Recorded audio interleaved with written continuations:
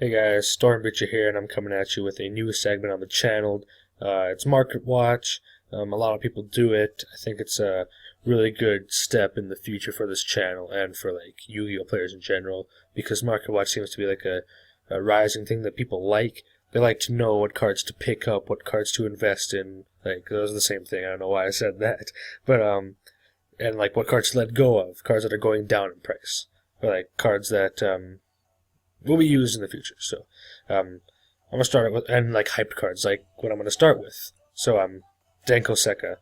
We all saw Billy Break win YCS Bochum with Denko Seka and Metal Foes. I gotta put in the Denko Seka there. But this card is really good against like Paleozoics. It's good against PK if they set a lot of back rows against heroes. It's mainly for the Paleozoic matchup and any sort of like demise deck. But with following his win at YCS Bochum, everyone was flabbergasted. And they saw, oh wait, Denko Seka is a really good card. But people already knew that. So we have this right now. We're sitting at about 24 for the Megatins and about 25 to 26 for originals from the new challengers. So if you have these and you're not going to use them, it's a good time to get rid of them while they're this high. I don't think they're going to go any higher. They're just going to go down from here.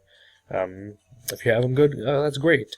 And you're using them, that's great, I meant. But it's really good. It's a really good card.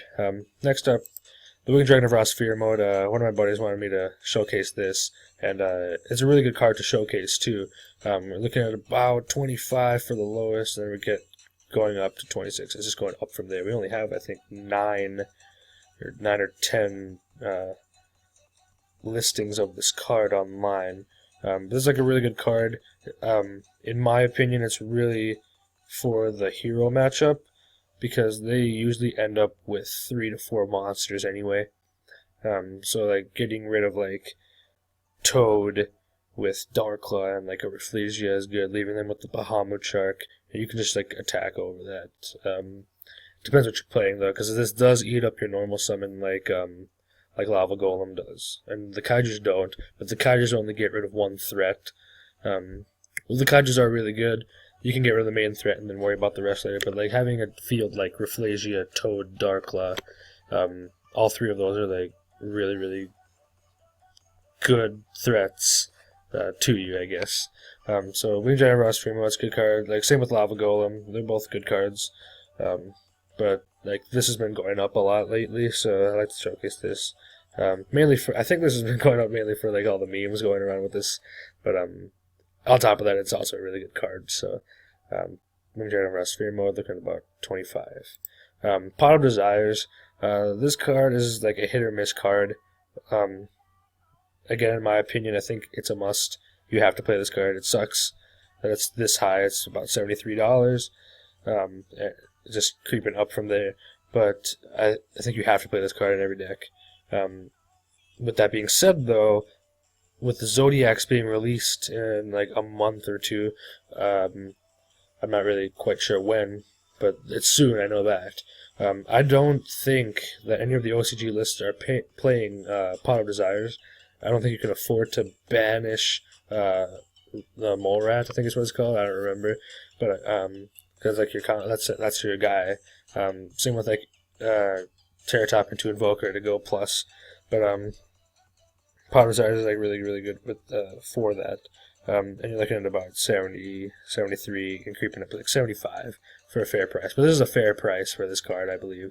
$65 to $70 is where this should sit. Dimensional Barrier, same with Pot of Desires. We've been seeing this drop lately.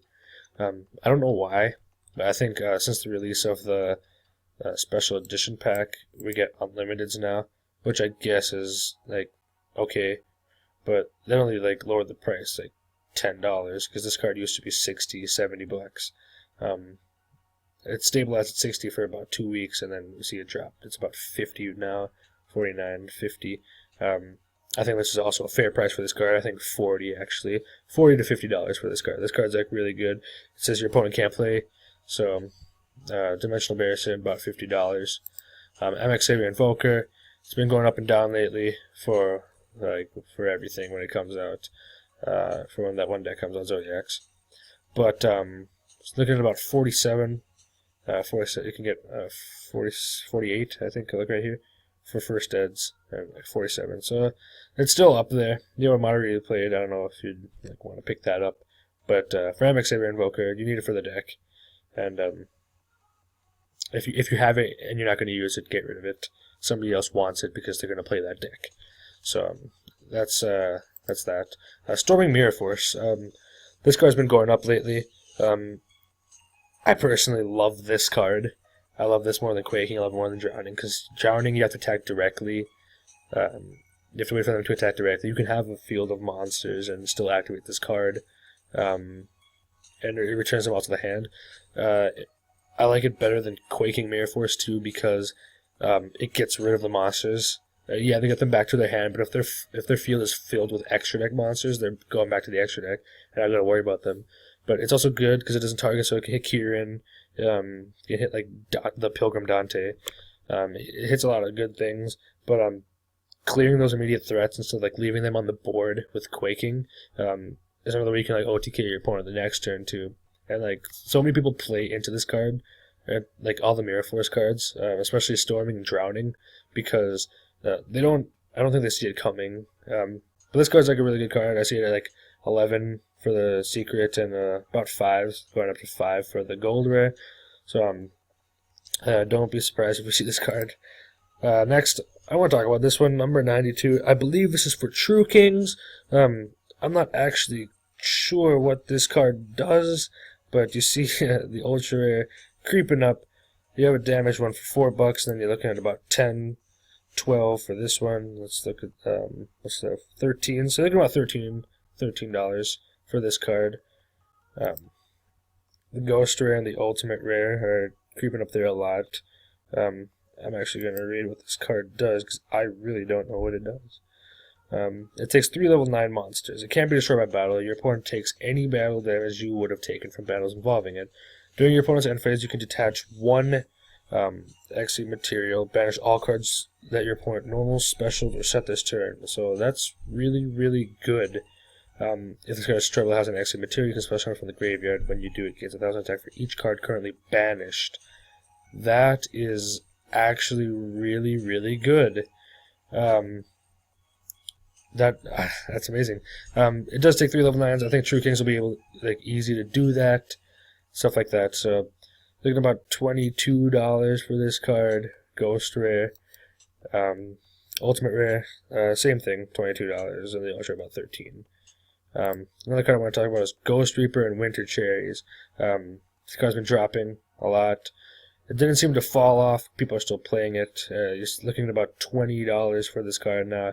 Card that used to be 40, 45, 50, just like a month or two ago. But it's not as good as it used to be. People don't want to take up their side deck and their extra deck with cards that are inherently better to use against those decks. For say like ABCs and like heroes, you can just use the Kaijus to get rid of problem cards. This card's still good. I think it's still a good card to keep for the future, for Zodiacs and for the continuation of ABCs and Trito decks and stuff like that. There's something I want to talk about too. With the release of the OCG ban list, you have a lot of hype here, and you see Rescue Cat is now at $80 for the super rare from the Turbo Pack. 80. Let's see. We have 5 listings: 80, 80, 93, another 93, and we have this guy's trying to sell it for $200. His Rescue Cat. I think it got an errata too. I think all the cards that came off got an errata, but it's all hype. If you have these cards, get rid of them. Somebody might want them for the price that they're at, but I believe it's all hype. But you're looking at about $80, 90, 93. I'd say 80 for a stable price for now, at least for this a stable hype price. Another card is Brionac, Dragon of the Ice Barrier. It's at 2 now. It's errata. You can only use it once per turn. But you're looking at about $90 to $100 for the DT. I'm actually kind of... I wonder if any of the other ones went up. Yep, geez. The Hidden Arsenal, we have one listing for 35, Super 3s, and I meant to say Super's 9, and the Gold is about $4. So you see these are all going up. Just hype. I believe it's all hype. Same with Future Fusion, to get errata. They all got erratas. But Future Fusion, 2 of the ultimates are still up there. One heavy play, one light play, and that's a huge price difference. It's about a $23 price difference. The DT Commons about $25. You can get the rest of them for pretty cheap. But yeah, Future Fusion, and then some cards I think are worth investing in. Flying Sea. This card's it's at $2 right now for the Ultra, and you can pick up the commons for like dollars, not even 50 cents. But this card's really good against the Zodiacs. They summon Terror Top if it doesn't get hit. And you Flying Sea, so they can't make Invoker. Because if they make Invoker, I believe it's like a +7 or 8 or 9 or some garbage like that. Hey, that deck's really good. I think it's going to be the best deck when it does release. But Flying Sea is a really good card. It's about $2 right now for the Ultra. I see it hitting like 5 or 6 maybe at the max. But Flying Sea, good card to invest in. Same with Flying Sea, Effect Veiler. I think it's a really good card to invest in. You can get ultimates for like 35. Ultras, I think they're about 10 for like decent play, like light play to near mint. You get 4s for the golds in the Noble Knight box set, and then 3s for all the others, commons, supers, rares. But stopping Terror Top, or like if you max C on a Terror Top and like you draw the Veiler for the Invoker, it's really good. Like stopping that Invoker is like good. But like Veiler's not just good against that deck; it's like good against like a lot of other decks too. Just not as prevalent now because like Dark Claw's running around. There's just cards that can't be targeted. So I mean like stuff like that. I don't believe this. I don't believe it targets, but like Veiler's like not that good right now. It's good against the hero deck if they don't have the Dark Claw on the field. It's good against Minerva deck, the Lightsworns and stuff like that. And speaking of like Lightsworns and stuff, I know that the last card I'm going to showcase is Different Dimension Ground. It's about $7 right now, $7, $8 for a Different Dimension Ground. I believe this card will go up to about $15, roughly 20. Who knows? It's Yu-Gi-Oh! The price is like never stabilized, and they're always fluctuating. But this card's like really good against all the decks that will play lawn mowing, or whatever people are calling it, or whatever the real name is now. But like decks like Infernoids, Burning Abyss, Phantom Knights, and stuff like that. In Lightsworns, who knows? But this card's really good against those decks. Sending cards to the graveyard is really good, but if they're banished, they can't use their graveyards. So like Infernoids and stuff like that, like they just like are shut down. So Different Dimension Ground, it's about $7. Pick them up if you have them. If you don't have them, I meant pick them up. This card's gonna be really good. Yeah, that's about it. You guys tell me what you guys think about having the Market Watch segment on the channel. It's good to know what cards to pick up, like I said, what cards to get rid of, what cards are all hype, like Denko Sekka, and like all the cards that just came off for like OCG ban lists and stuff like that. So you guys let me know what you think. Like, comment, and subscribe. Stormbreacher out.